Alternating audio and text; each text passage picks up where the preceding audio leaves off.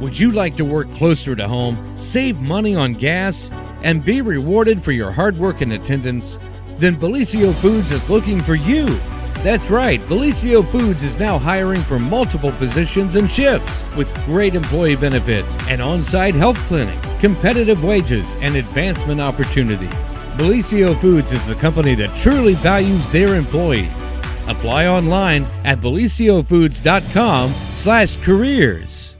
Hey everybody, Logan Lindeboot coming at you from the 2022 Ohio Hill Country Festival. I am the president this year. I want to share some of the events we have over the next couple days of the festival. So Friday is our Youth Day. That starts off with student government at the Wellston City School or Wellston City Building at 10 a.m. Pep rally at 1:30. 2:30 is the open mic for youth, and 7:30 is karaoke. Rides do open from 1 to 5 with a 1-hour intermission on Friday, and then again from 6 to 10. Saturday is Queen's Day. We start off at 10 a.m. with a car and motorcycle show at the Black Diamond Masonic Lodge there on Broadway. Noon to 8 is the Quilt and Needlework show. Check that out. Rides open at 11 a.m. Also at 11 a.m. is the Wellston Fire Department Touch-A Truck from 11 to 3. And then 12 p.m. is the baby contest at the Wellston Rotary Stage. All right. 6:30 p.m. is our Ohio Hill Country Grand Finale Parade. That'll be at the Wellston Veterans of Foreign Wars stage, 1992. 7:30 is the parade winners presentation. 8 p.m. is Nashville Crush. 10:30 will be our crowning of our 2023 Ohio Hill Country Royalty. And 11 p.m. wraps up the festival for the year. Thank you, and we look forward to everybody visiting. Thank you.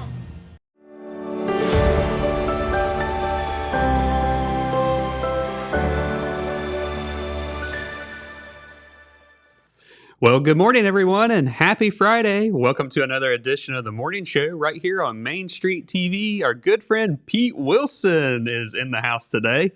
Mr. Wilson is here with your morning news update brought to you by Nia Henry, an agent for Appalachia Realty.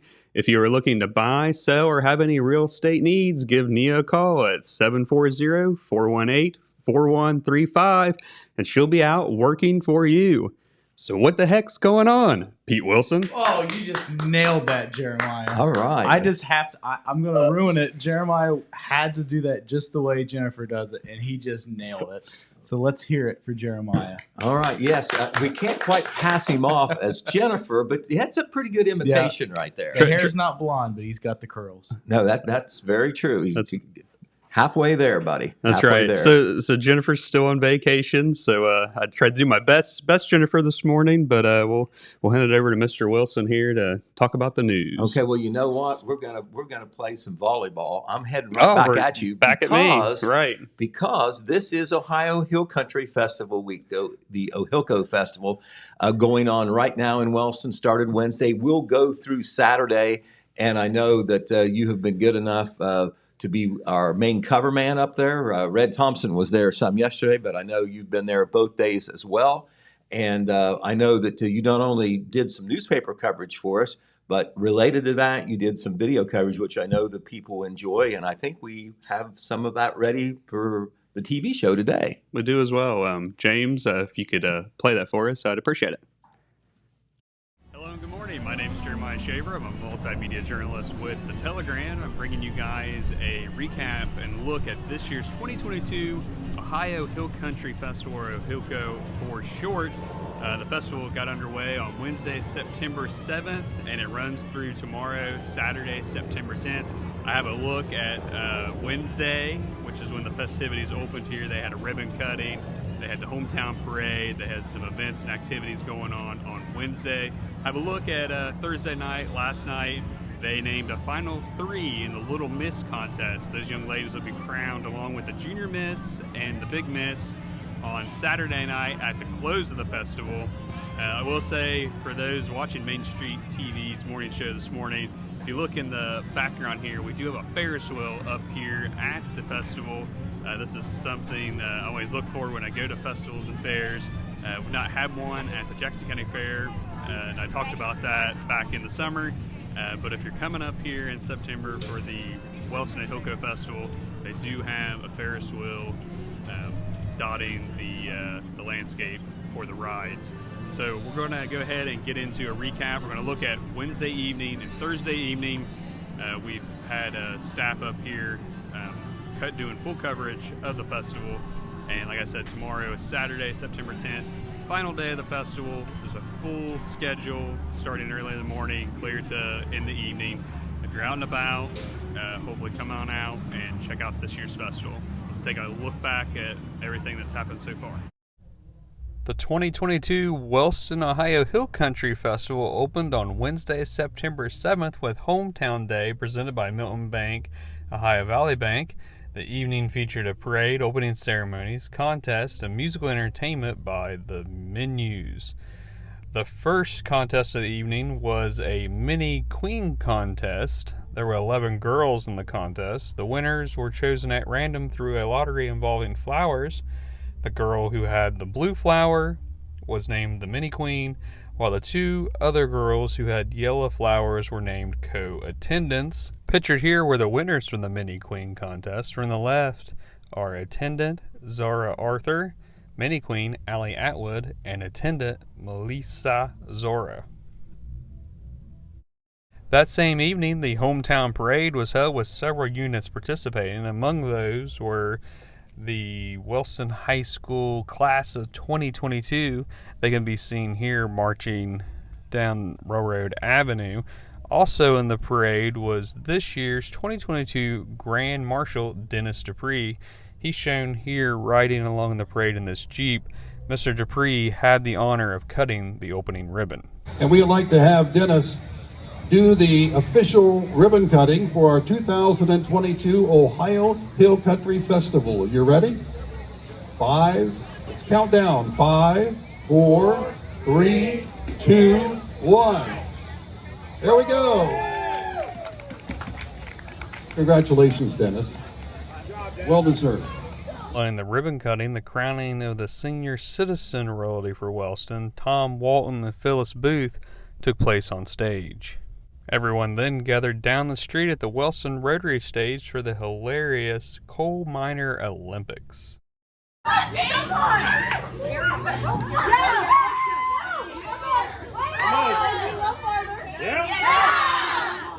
Only 5 teams competed in this year's Olympics. This year there were 4 games and a scavenger hunt that the teams competed in for points.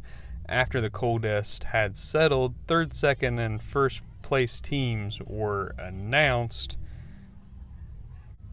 First place went to the team that included the 2022 Wellston-Hilco Queen and Court of Chloe Wilbur, Olivia Haggerty, Haley Goheen, and Caitlin Bright. Second place went to a team that included the 2022 Wellston-Hilco Junior Miss Queen and Court of Erilyn Dupree and Kennedy Cardwell, along with Ella Hutchinson and Katie Wilbur. Third place went to a team of Wellston cheerleaders made up of Hannah Peterson and Paige Brown, who were pictured, along with Jocelyn Maley and B. Myers. Opening night wrapped up with music entertainment by the Menus. The festivities continued on Thursday, September 8th, with many activities going on throughout the day and evening. Of the evening, the 2023 Little Mesohilco Queen Finals were held on the Wellston Rotary stage. There were 5 young ladies competing for a spot in the top 3. The top 3 finalists were named. Those receiving a spot were Catherine Mannering, Kennedy Smith, and Sophie Smith. These young ladies will be crowned on Saturday, September 10th, along with the Miss Ohilco Queen and Court and the Junior Miss Queen and Court. Thursday wrapped up with musical entertainment by Simba Jordan, a country artist who's been coming to the Wellston Ohilco Festival for many years. Following Simba was Murphy, who appeared on American Idol and was a fan favorite.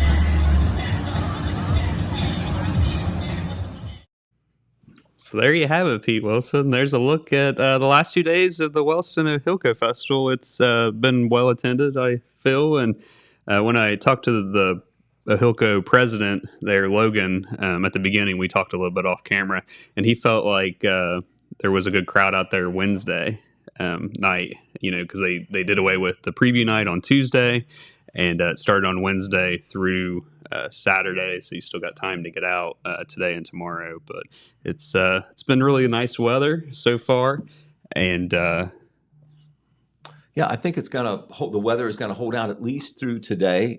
Youth Day at the Ohilco Festival. One of the events will be Student Government Day. That's really kind of like off the midway.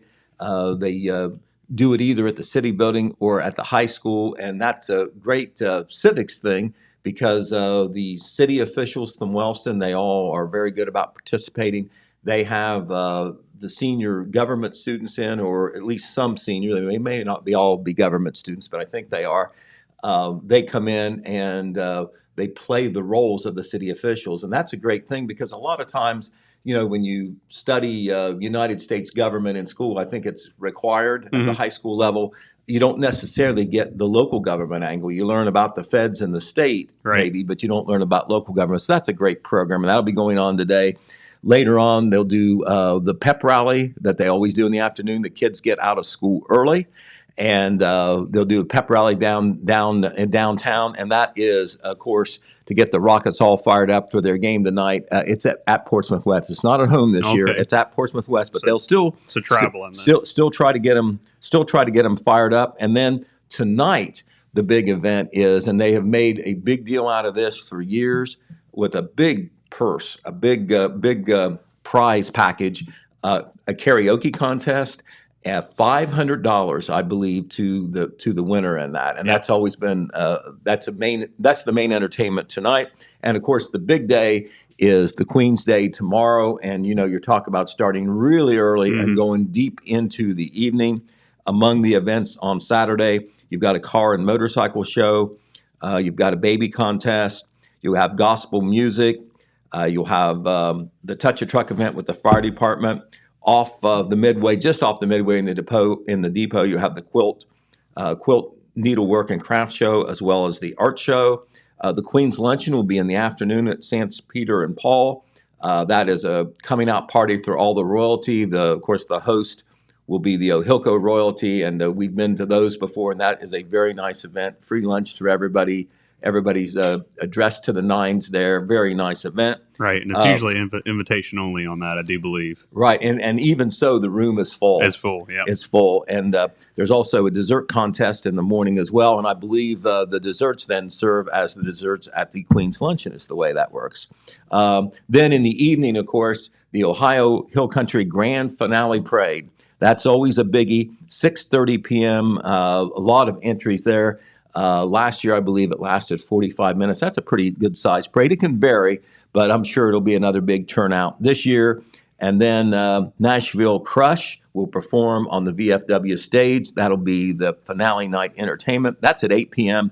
And then at 10:30 p.m., I know you will be there to cover for us as the curtain closes with one of the most important events, and that, of course, is the announcing and crowning of the 2023 royalty. Yep. We've had these contests held within the last several weeks where the finalists were picked, but we don't know who the queen is. We don't know the order of the attendants, and all that will be revealed. And that is kind of like saying we're turning the page to 2023. And of course, those girls will represent the festival through the next year. So if you haven't been out to the Ohio Hill Country Festival, we urge you to get out there.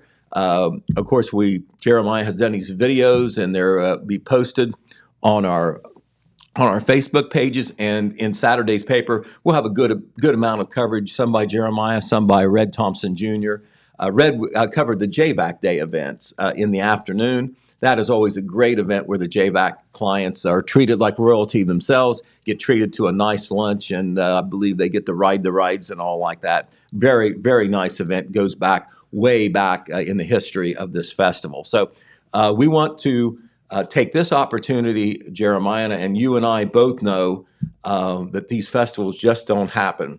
It is somebody makes it happen. In this case, it's the Ohilco Society and Right. and folks, businesses, and individuals that sponsor the festival. You need all of that. And the Ohilco Society, of course, all volunteers. Nobody gets paid anything. They volunteer lots of time to make it happen. And if you see an Ohilco Society member, Logan Lindemood is this year's president, but there's other people working alongside him. Be sure to thank them for what they did. You know, we thank veterans. Thank you for your service. Thank the Ohilco Society too. And then, of course, here, week after next, it'll be the turn for the Jackson Apple Festival. We'll be talking and covering that as well. Right. And when you're up at the festival, usually a lot of those key players, they are wearing shirts with logos on them. So that's how you can pick those individuals out. Going into tomorrow, you can look for live video coverage from me. I will be doing the grand finale parade live. Wonderful. And I also have plans to do the crowning live as well. Right. And that's a great opportunity, if you can't be there, to see it live or see it later, because it'll be posted there. Or if you're even there, you have the chance to see it later, maybe see a certain unit that you have a high interest in or whatever. And so that's a great service. We're glad that Jeremiah is here to do that. That is one of his specialties, and we do appreciate it. And we'll cross our fingers and hope the weather holds out for us. Yes. I do know there will be a chance of rain. A chance of rain tomorrow. We'll probably see the forecast here in a little bit. Hey guys, before we go on, I want to interject here. Speaking of stuff going on this weekend, tomorrow night at the Marquet, they've got the Kenny Valentine Band and Joseph Barnes and Thacker. That's tomorrow night, 7 p.m. at the Marquet. And we have a pair of tickets to give away on the show today. So if you want to go see the Kenny Valentine Band and Joseph Barnes and Thacker at the Marquet tomorrow, just comment on this video and say you want the tickets, and the first person wins a pair of tickets to that show. Oh, that's great. All right. Well, Kenny Valentine, will do full disclosure here. I know him very well. I graduated with him here at Jackson High School. I went into education, very well respected. He was our class speaker at one of our alumni anniversary events, the big alumni association thing held in May. That's his standing with our class. And he, in addition to being a teacher and a coach mainly in Ross County, he now, of course, has an entertainment career, and I know he loves that. So believe me, if you haven't heard Kenny Valentine, it'll be well worth your time to buy a ticket or comment and maybe get a free one at the Marquet this Saturday evening. Yeah, he always puts on a good show. We got to listen to him in the past. I think like Evening with the Arts. Right, has and performed before. he does a wide variety of music. So no matter if you like a certain kind of music, he may hit it for you just sometime during his show if he does what he has done in the past. Okay. All right. Well, we're going to turn away from the festival and entertainment for just a minute and get more on the hard news scene.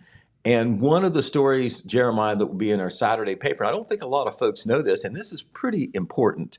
The Wagon Wheelers group. A lot of people do know or have heard of the Wagon Wheelers. That is a square dance club. Mm-hmm. And up on the screen now, you see the Wagon Wheelers Square Dance Hall. Now, it's at 354 Summit Street, and that is a dead end up the hill, Summit Street. So unless you've been to an event there or your square dancing club, you may not be that familiar with the building, but there it is. The Wagon Wheelers have been around for 40, 50 years, a long time. But their membership has aged a little bit. Membership's dropped off. COVID-19 had something to do with that, like it has, a lot of our activities and organizations. And it was getting hard. They're still there, and they still do things, but not as many members and not as active.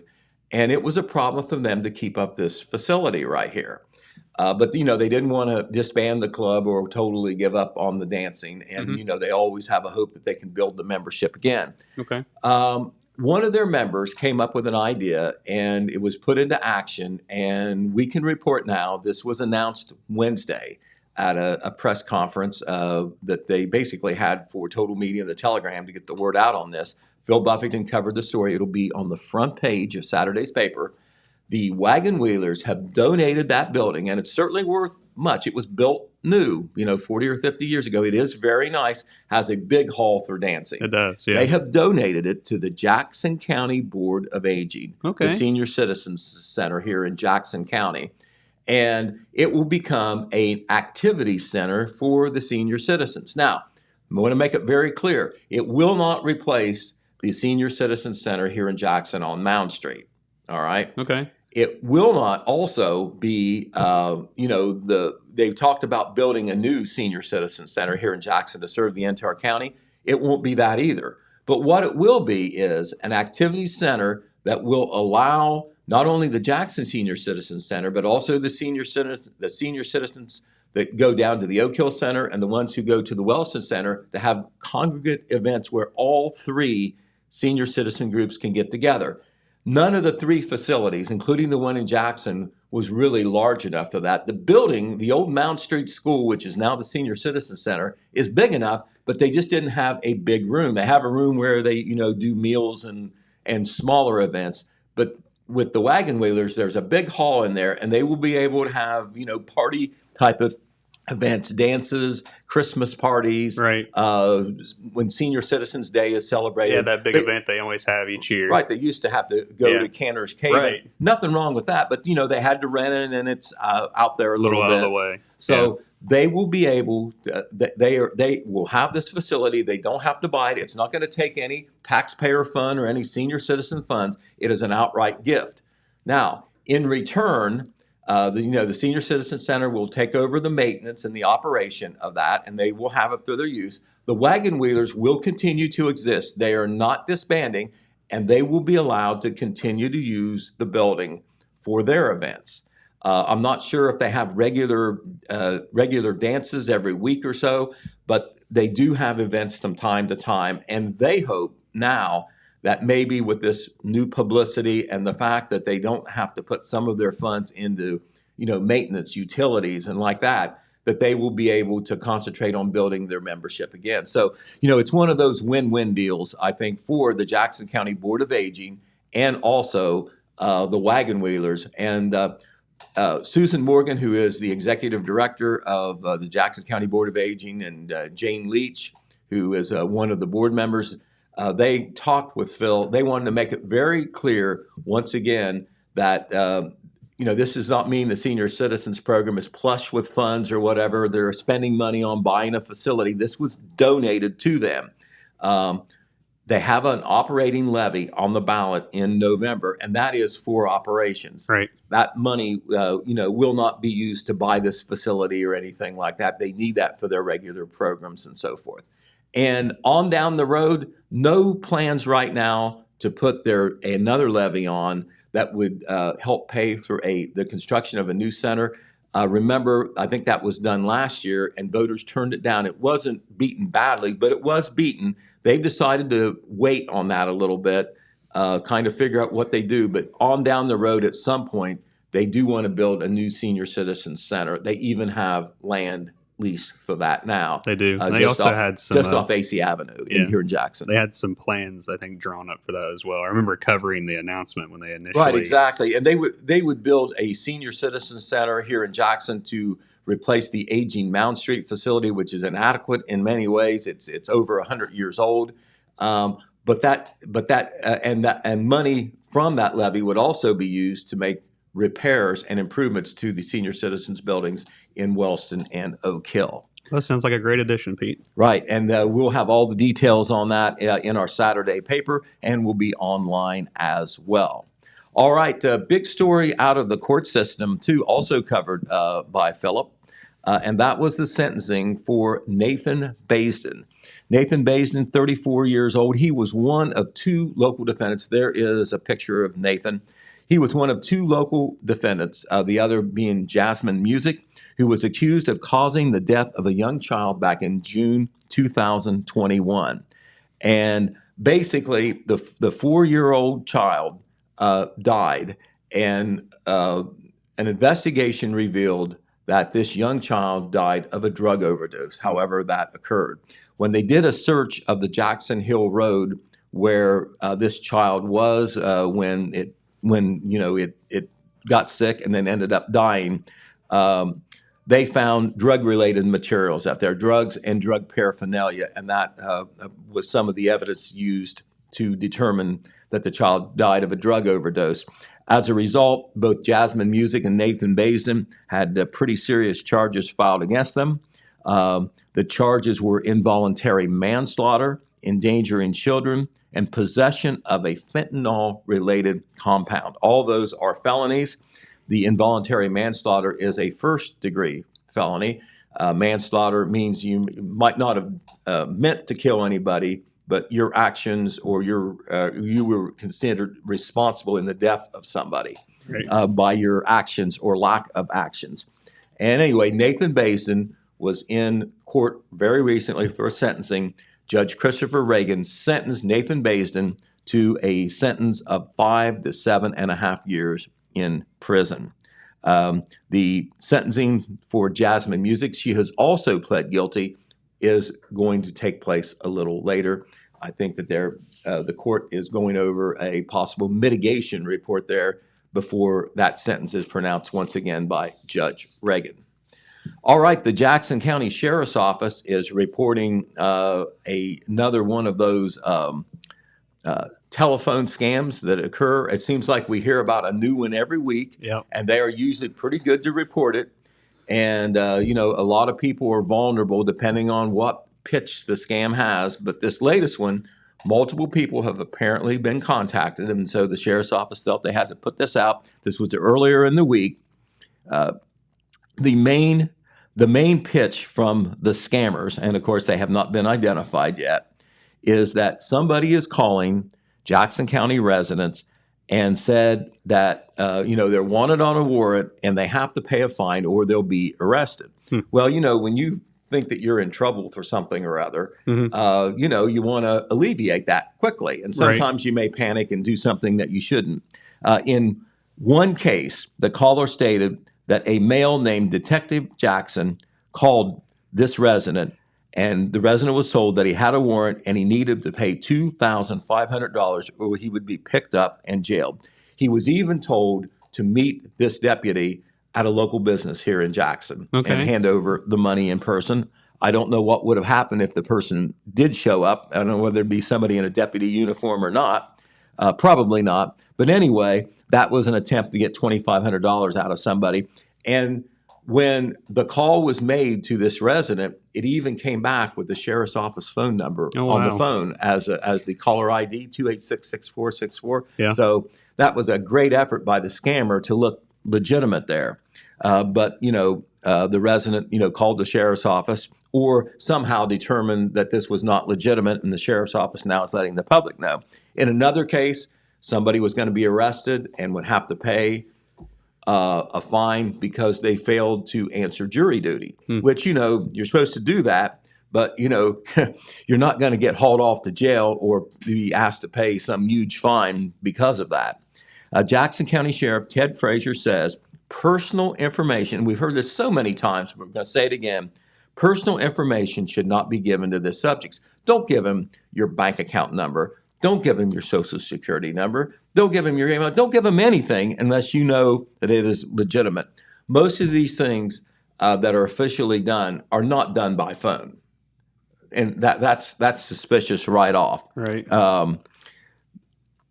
Seems like more and more of these kind of things and also are on the internet too. Yeah. If you get a contact through the internet, I keep getting text messages for different things where they're trying to scam. Click on this link, and I never click on it, but it just seems like more and more. And they, like you said, it came back with the number. I mean, they're getting real crafty, right? And if they ever say, "Hey, listen, you need to meet me in person," you're thinking, "Oh my God, this must be real." They don't operate that way. They're not going to have you meet at some neutral location other than the Sheriff's Office or something. Jackson County Sheriff's Office, according to Sheriff Frazier, will not make telephone calls to individuals requesting payments in lieu of arrest, nor will they arrange for meetings at local businesses to obtain these payments. That is a blanket non-practice there. So if that ever happens, you can rest assured that it is not legitimate and somebody is trying to get into your pocket. Right. And I know in the past, some of these scams, if they ever say anything about, you got to put money on a gift card or anything like that. Yeah, sometimes you're asked to get, a money card or something like that. Yeah, they'll never ask for that either. And, another big scam that you often get is where, they say you've won some money and you need to make some sort of deposit to Right. be able to get To that get the rest of huge the amount of money. money. Yeah. So, that's not legitimate either. Right. You'd think that people would know, but sometimes, you're unsuspecting, and how it's chosen who gets these calls, I don't know. But we just know that they happen a lot, and I'm sure many of those scam calls don't even get reported. Right. Somebody determines not to do it, or maybe they do get scammed and they're too embarrassed to report it. All right. On Sunday, do you know what Sunday is, Jeremiah? I'm going to put you on the spot. 9/11. Oh, yes, you are good. Yes. It is I the- actually was. It's on the back of the Hilco book. We will never forget. I like Yep. that. I like We'll that never somebody forget. They did got that. a nice little ad there with the Wilson Fire Department and Jackson County EMS there to remind. Well, those two agencies would certainly be sensitive to Yeah. that anniversary. The 21st anniversary of the 9/11 attack on America will be Sunday. They now call it Patriot Day. Okay. It's not a federal holiday, but that's what they call it now. So it will never be forgotten, all those Americans that were killed in the attack on America, many of them, law enforcement officers, firefighters, emergency services workers. There will be one local event that is taking place in our local area to commemorate 9/11, and with that, there will be a component of community service. And the Vinton County Cares Group and Melissa Hammond is kind of spearheading that. There will be a 9/11 Day of Remembrance and Day of Service this Sunday at Wyman Park in MacArthur. Okay. And part of what Vista does, some people have heard of the national organization Vista. It's a service organization. They have 3 service days a year where they try to get people in the in communities all across America to get involved in service.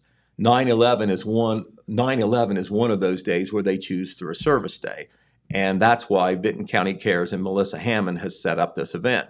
It's going to be at Wyman Park. They will have a dedication ceremony at 11:30 a.m. for a monument dedicated to the memory of those who lost their lives in the 9/11 attack on America. Wow. And Melissa said that they chose to do this at the park. It's a public place because, to her knowledge, there is no other monument or tangible thing that commemorates the 9/11 attack on America. And so this will be at Wyman Park in MacArthur at 11:30. Tom McManus, a very well-known resident of MacArthur and Vinton County, will make a brief speech there at that dedication. But it will be a dedicated marker to the memory and tribute to those who lost their lives in the 9/11 attack on America. The public is welcome to come. But that's just part of it. The whole day from 10 a.m. to 3 p.m., there will be service work done at Wyman Park. And that is in line with the service component of what Vista tries to do through local groups. In this case, the local group is the group called Vinton County Cares. At Wyman Park, they hope to have such projects as installing benches, weeding the play area, painting over graffiti in the park, and placing maybe solar lights around the walking path. Okay. Wyman Park is a village park. It's owned by the Village of MacArthur. Our park board oversees it. Melissa worked with the park board to be able to do this, and also with the MacArthur Fire Department. The MacArthur Fire Department will be there as a partner. What that means is that members of the fire department and other volunteers who have a connection with the fire department or want to support the fire department will be there to do this service work. That'll be, the legs on the ground, to get all this work done. They invite the public to come out and enjoy the day with them. They invite the public to come out and help work from 10 a.m. to 3 p.m. or any part of that time, to come out and see the dedication ceremony for the new monument, or to just enjoy the day in the park and be in that atmosphere. And Melissa, I talked to her earlier in the week. She's to be commended for all the work she's done to make this happen. She's hoping for good weather that day too, although there is a chance of rain, but they will probably go forward with that today. It is actually on the 9/11 anniversary, September 11th. So congratulations to her. We want to invite and urge the public to take part in that. And the idea is to do work for the community and it be done by volunteers, not just the members of a certain group, but by the community at large. So this is just not restricted to the fire department or the people that are part of Vinton County Cares. There will also be a free lunch served during the time, and the United Way of Vinton County will be providing that. And I know that Melissa is actually in charge of the United Way there, so she has really done yeoman's work to make this happen. We wish her the best. That sounds like a great program, and I know that park there in MacArthur, I think, just went under some upgrades to the playground equipment. They and stuff did. there not too long ago as well. They replaced some It's nice park. some of the playground equipment. They're talking about doing other things there. Another partner, in addition to the fire department, and the park board, is the Vinton County Health Department.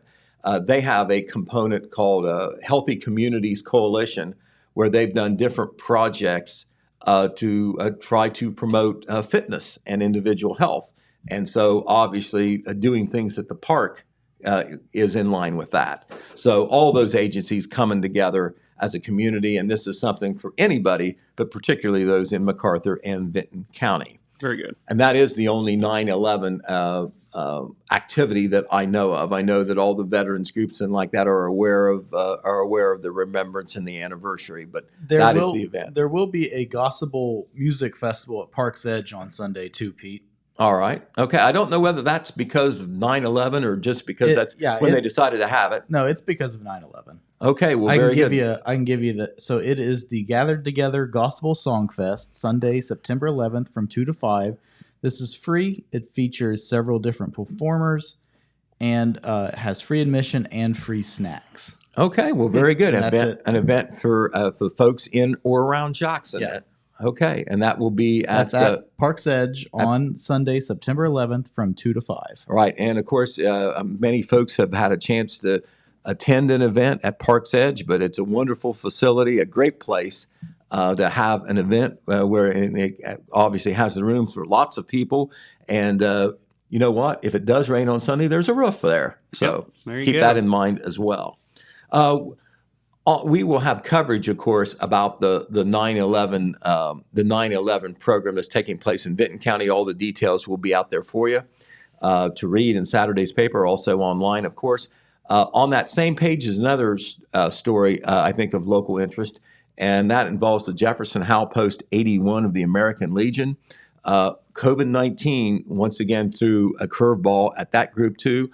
A lot of the members are older.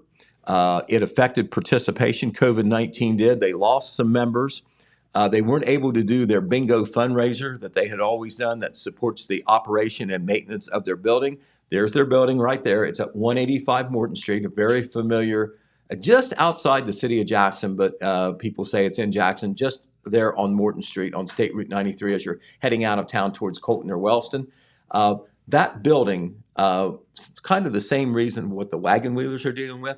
They have either sold or are selling that building to the Jackson County Republican Party. Oh. Now, I understand that in the short term, the Legion will continue to be able to use the facility for meetings or any smaller activities that they may have. They want to keep the Legion going.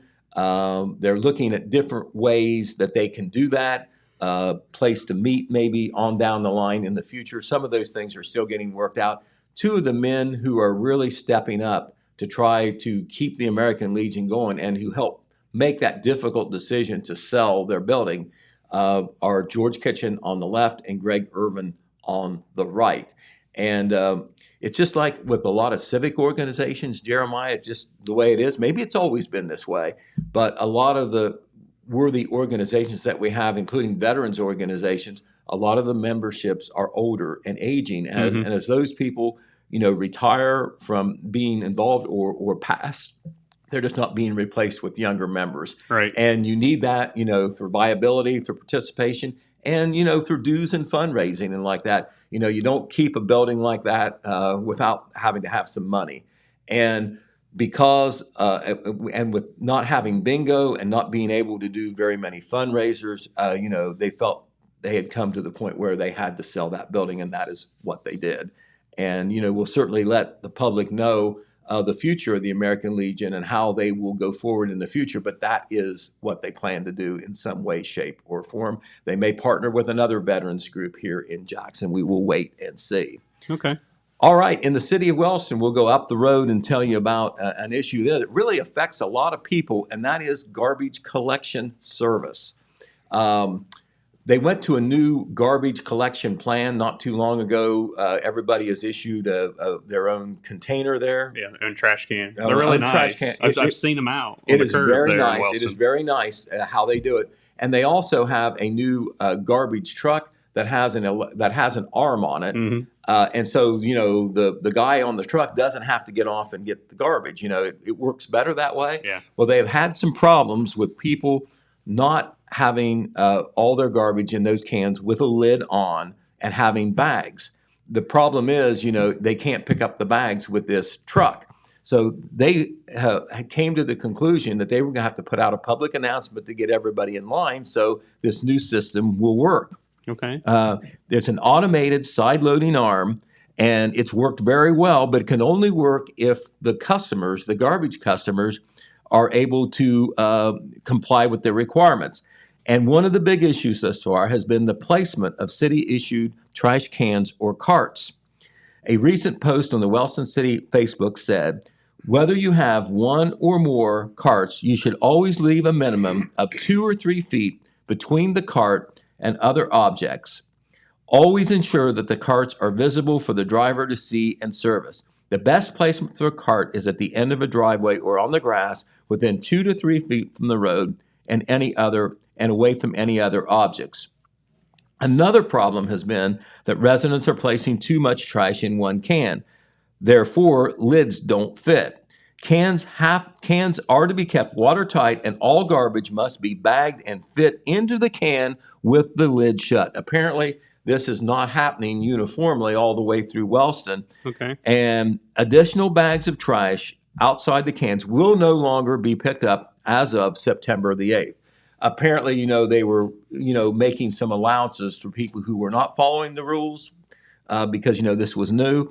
But it's happening enough that they just can't continue to do this. So after September the 8th, and that was yesterday, they will not pick up bags of trash that are outside the cans. Also, beginning September the 8th, garbage will not be hauled away at all if it's not properly placed at the curb, because the truck has to be able to get close enough to the garbage can or cart to be able to pick it up, with that side arm. So, all the garbage in Wellston, residential customers or whatever, they pay a fee for their garbage service. This affects about everybody in Wellston, resident, I assume commercial as well. So this is very, very important. This message is on the Wellston City Facebook page. We have also written an article with a photo that was in our Wednesday paper, by the way, explaining this situation. We also have that online as well. I will say, Pete, that I on Facebook, I think it was the Wellston City page, they had filmed a video clip showing how that new trash truck and how that arm goes out and grabs that trash can and dumps it. That would be for anybody interested in seeing how that works. That would be a good thing to check out, if you kind of need a visible type lesson on this. Yeah. All right. Also, the city of Wellston, on a more positive note, of course, a lot of improvements taking place in Wellston, a lot of infrastructure improvements because the city's been successful getting some outside funding to support water line work, sewer work.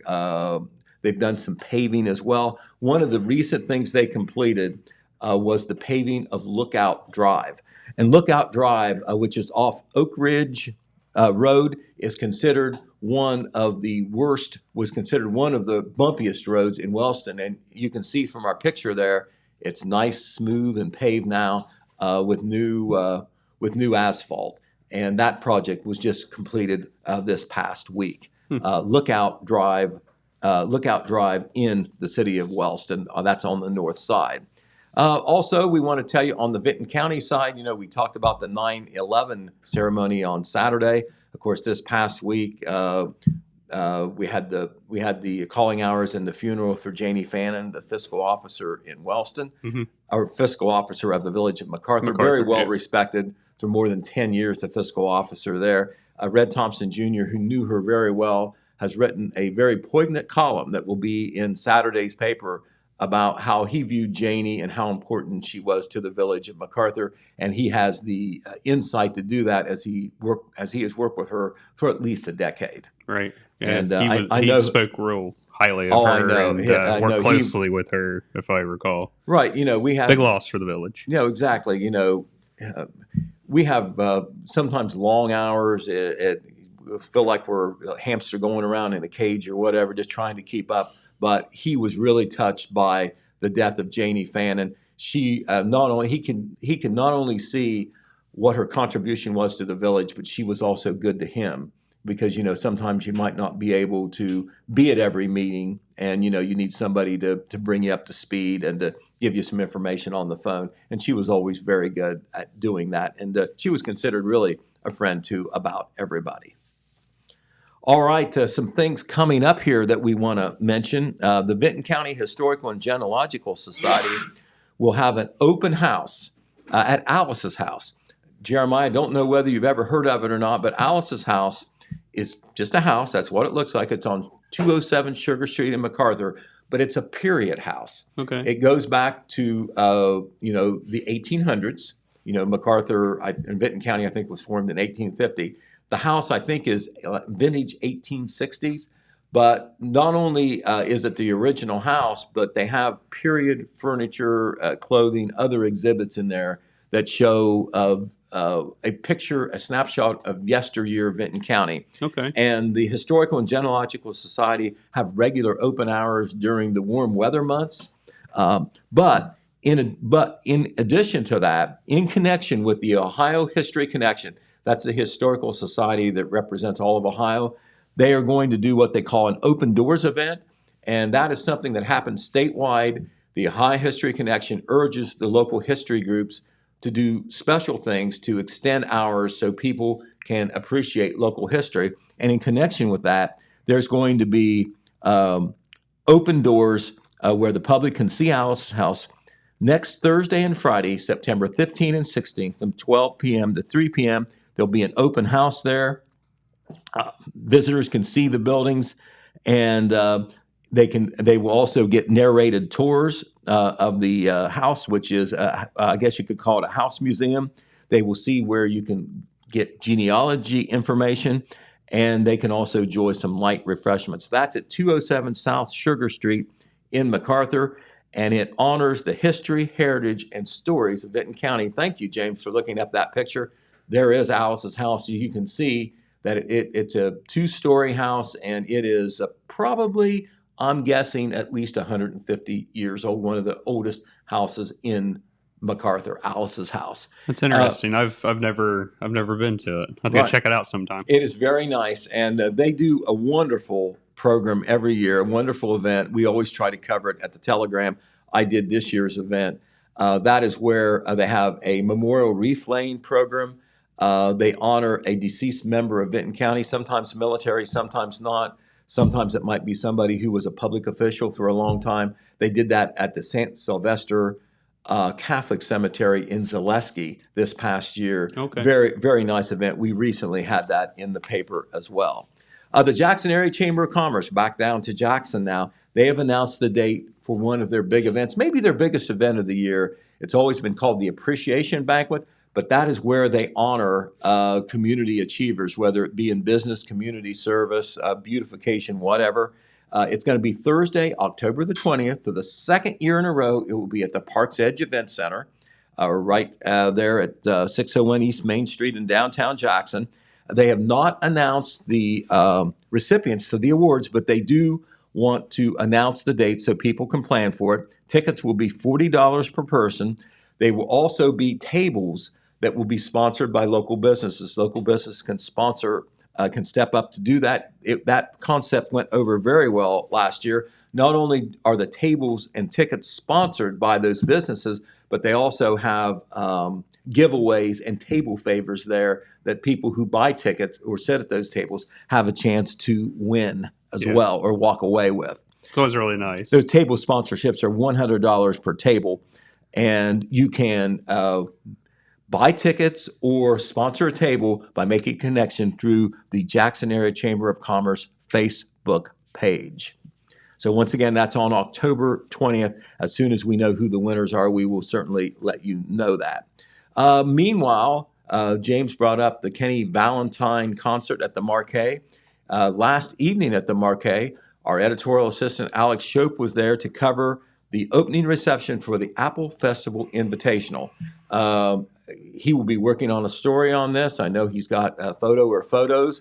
But the Apple Festival Invitational always is held in conjunction with the Apple Festival, which, of course, is week after next.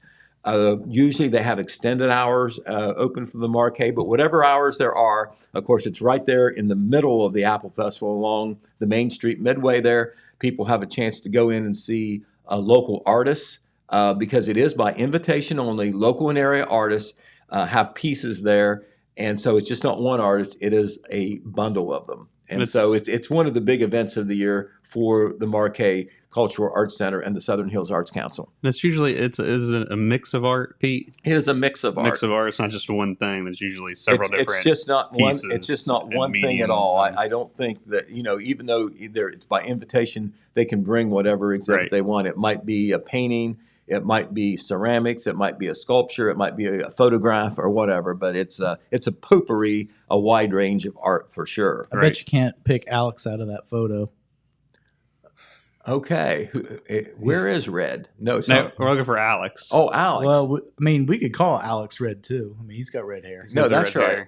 Well, Red was covering a soccer match last night, so he was working. But no, I think I see him. Well, yeah, he's the one that's 2 feet taller than everybody else back there. Okay, like I said, I always said he's a tall drink of water. Right. Well, it was. I tell you what, I know it was a nice event. I talked to Alex briefly this morning. He said there was a pretty good turnout as well too, and I will guarantee you will see some very good art, and it is local and area folks. Great. So on the hours that it's open, I don't know what hours it will be during festival week. There are regular hours the other weeks. You want to see this exhibit, and it's always free. Right. Always free. It's always a nice time to stop in there and maybe get out of the rain or the heat and check out the art. Right. And some other things that are coming up. This Saturday, the Oak Hill baseball and softball program will have a golf scramble at the Franklin Valley Golf Course. This is a fundraiser. The cost is $70 per person or $280 per team. So even though it's not baseball and softball season, the baseball coach, Jason Wright, down in Oak Hill, he has done the legwork to try to set up this golf scramble to raise some money for his program. So kudos to him. The number to call, it's Jason's cell phone, 740-418-0482. Not sure whether it's too late to get in on that or all the spots are taken. But anyway, it will be this Saturday at the Franklin Valley Golf Course. Yesterday, and also, today and also tomorrow, they are doing apple butter at the Victory Grange in Wellston. We had Richard Neal and Marty Ross here on TV last week talking about that. But these are the 2 days. I saw Tom Stewart this morning, who sometimes helps with that. He invited me to come out and do that. I said, well, I got to put the paper out. I can't. But I'm sure that they will take all the help they can get because they make a lot of apple butter. And they need to have a lot of it there right when the festival opens. They make apple butter there. I'm sure everybody sees that there in front of the memorial building, but they've got to have a stock to start. Right. They do that out at the Grange, right? At the Grange on Pattinsville Road. I've been out to to that before. I think I went out the year of COVID. They still made it. Yeah. And they had several kettles going, and everybody was... If you're going from Jackson, you can go, out Jackson, out East Broadway Street, turns into Pattinsville Road there. You go by Holzer Clinic. You'll hit the app, cross the Appalachian Highway, keep going several miles further on the left. You'll see the Victory Grange. It's not all that far out. It's a white building. A very nice rural setting. Yep. They are doing apple butter today. They're doing apple butter tomorrow, and they will do apple butter one last time before the festival, the day before the festival starts on September the 19th. And of course, the festival is September 20 through 24, and they will be on hand. They always sell out, no They matter do. how much It's apple always, butter they it's have. very good. If you've never had it, I hadn't had it until it was like last year, the year before last, Pete, and I had bought a jar, and it is fantastic. It is very good. It's good. Apple butter is kind of like meatloaf. No two are exactly alike, but I've Right. never met an apple. I've never tasted apple butter that I didn't like. Right. I have definitely tasted meatloaf I didn't like. Okay. But I bet you've tasted meatloaf you do like, right? Oh, yeah. Right, Yeah. exactly. It's good though. Would you agree that no two meatloafs are exactly alike? Yeah, I don't eat a whole lot of meatloaf, Okay. Pete, so All right. Okay. it's not one of my favorite dishes. Well, we want to also tip our hat to the Hampden Firefighters. They spent part of their holiday weekend last Saturday doing an event where they collected money in a boot for the Muscular Dystrophy Association. That's the Jerry Lewis charity, the old Jerry Lewis charity, where he had the big telethon that everybody always watched. They continued to do that. They've done it for a number of years. I understand they raised about $3,000 Oh, wow. between what people donated in the boot, because this was a fill the boot. They call it fill the boot. And they also had a bake sale in conjunction with that. So that turned out to be very successful. They didn't even keep the money for themselves. It's going to MDA. Okay. Speaking of donations, recently, remember the Southern Hills Arts Council, or the Southern Jackson Area Chamber of Commerce and the Southern Hills Arts Council kind of partnered up to do a jazz and jambalaya event. Oh yeah, I was there for that. Right, exactly. And you covered that, even though somehow you didn't have any jambalaya. I did not. It Can't smelled- believe you didn't do that. It smelled fantastic, but I was on my way to have dinner with the family that evening, and I didn't want to fill up on jambalaya before I got there. So Well, the Jackson Area Chamber of Commerce's part of that was, they didn't do the entertainment, but they had street vendors out. And vendor fair down there, Right, and they on Broadway. from the money they raised, they donated that to they turned it over to the city of Jackson, kind of as to be a good civic entity, and that money will be used to help improve the playground equipment within Jackson. Oh, very And good. so Brian Leach, who is the co-executive director of the Chamber of Commerce, turned over that money to Jackson Mayor Randy Evans himself. And so I think that's really something that a nonprofit group like the Chamber that needs to raise money just for itself and have events for the community is willing to take some of that money and give back to the community through city government.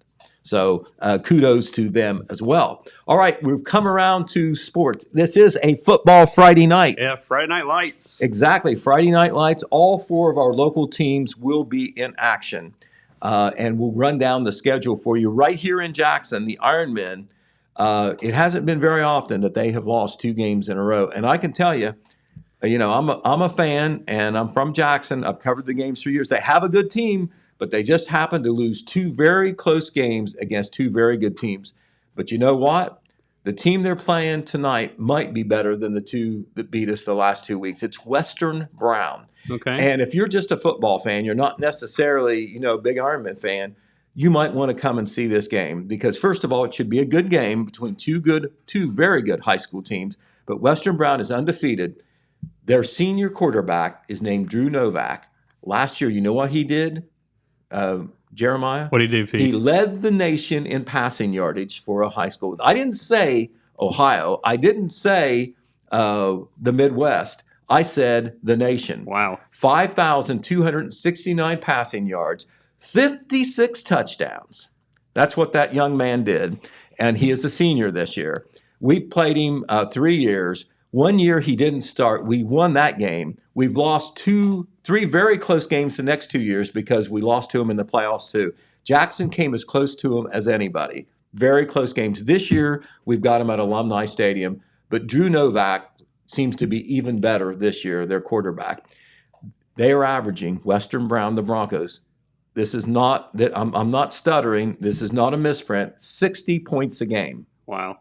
60 points a game. So you can see what the Ironmen are up against.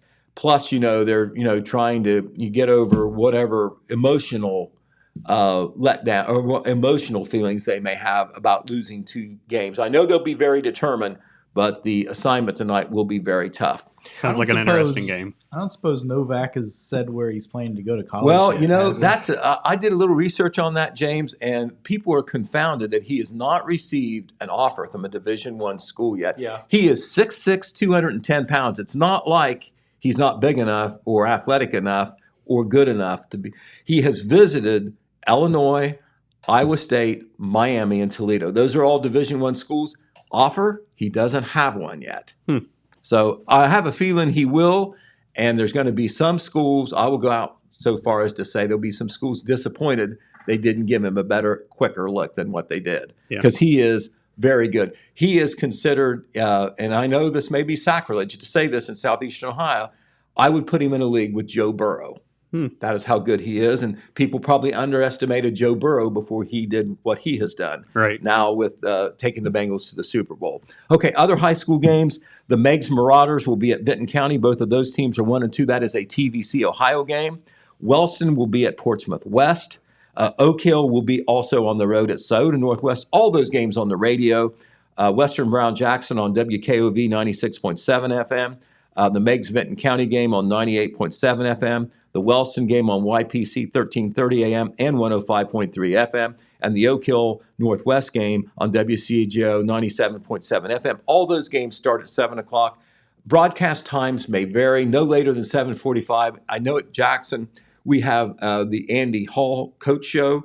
It makes our pregame a little longer. We will usually start by 7:35, no later than 7:40. So once again, all those on the radio tonight or streaming as well.